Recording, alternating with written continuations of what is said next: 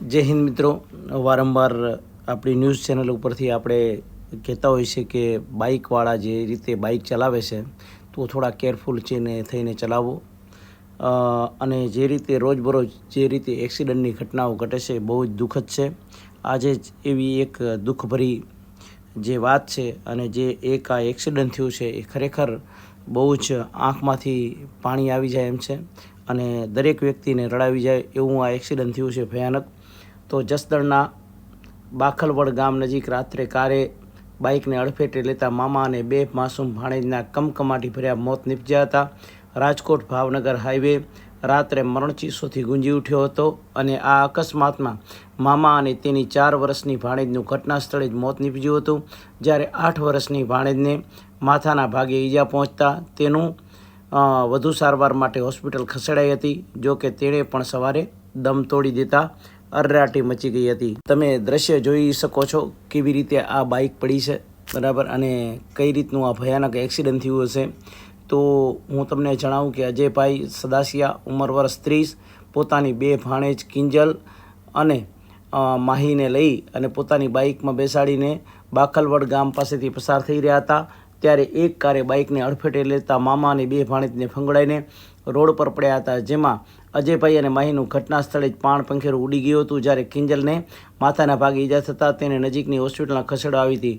જોકે આજે સવારે તેણે પણ દમ તોડી દીધો હતો. અકસ્માતની જાણ થતાં જ અજયભાઈના અને તેની બે ભાણેજના પરિવારજનો ઘટના સ્થળે દોડી ગયા હતા અને ઘટના સ્થળે બેના મોત જોતાં જ કલ્પાંત કર્યો હતો, જ્યારે ડચકા ભરી રહેલી કિંજલને 108 મારફતે હોસ્પિટલમાં ખસેડાઈ હતી, જ્યાં પણ પરિવારજનો અને સગા સંબંધીઓ દોડી ગયા હતા અને આખી રાત જીવન મરણ વચ્ચે ઝોલા ખાતી કિંજલે અંતે સવારે અંતિમ શ્વાસ લેતા પરિવારજનો માનસિક રીતે તૂટી ગયા હતા.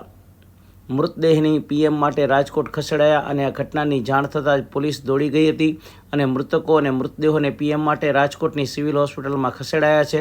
પીએમ બાદ ત્રણેયના મૃતદેહના પરિવારને સોંપાશે અને હાલ પોલીસે કાર ચાલક સામે ગુનો નોંધાવી તજવીજ હાથ ધરી છે. અકસ્માત કરનાર અલ્ટો કારના નંબર GJ1HS7937 છે. અમદાવાદ પાસિંગની છે. આ કાર કોની છે, પોલીસે નંબરના આધારે તપાસ હાથ ધરી છે અને આ રીતે આખી ઘટના ઘટી ગઈ. હર વખતે આપણે કહીએ છીએ કે જ્યારે તમે લોકો બાઇક ચલાવો છો રોડ પર, ત્યારે તમે રોડ ઉપર જ્યારે બાઇકને ચડાવો ત્યારે આજુબાજુ જુઓ કે કઈ ગાડી ક્યાંથી આવે છે, નથી આવતી, શું છે શું નહીં, બરાબર. અને બાઇકની કેપેસિટી છે 1 થી 2 જણની.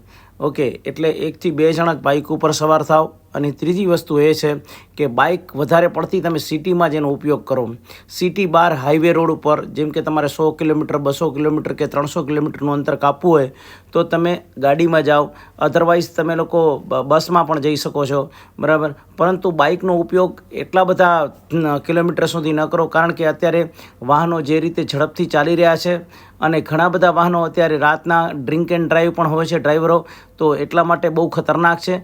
તો હું મારી ચેનલના માધ્યમથી એક સૂચના આપવા માગું છું કે તમે લોકો જ્યારે પણ ગાડી ચલાવો ત્યારે એકદમ આજુબાજુ બધું જોઈ અને પોતાની સાઈડ પકડીને ચલાવો, કારણ કે ઘણા બધા એક્સિડન્ટ હું જોઈ રહ્યો છું.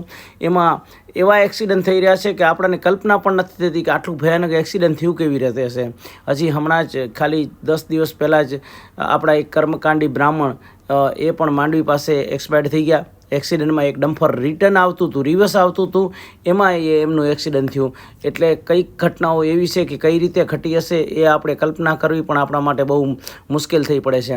એટલા માટે ખાસ કહું છું કે આ એક્સિડન્ટો ટાળવા માટે જો આપણે સાવચેત થઈશું તો જ આ એક્સિડન્ટો ને આપણે ટાળી શકશું. એટલા માટે તો આ રીતે હર વખતે આવી અનેક ખબરો સાથે અમે તમારા સમક્ષ આવી છીએ.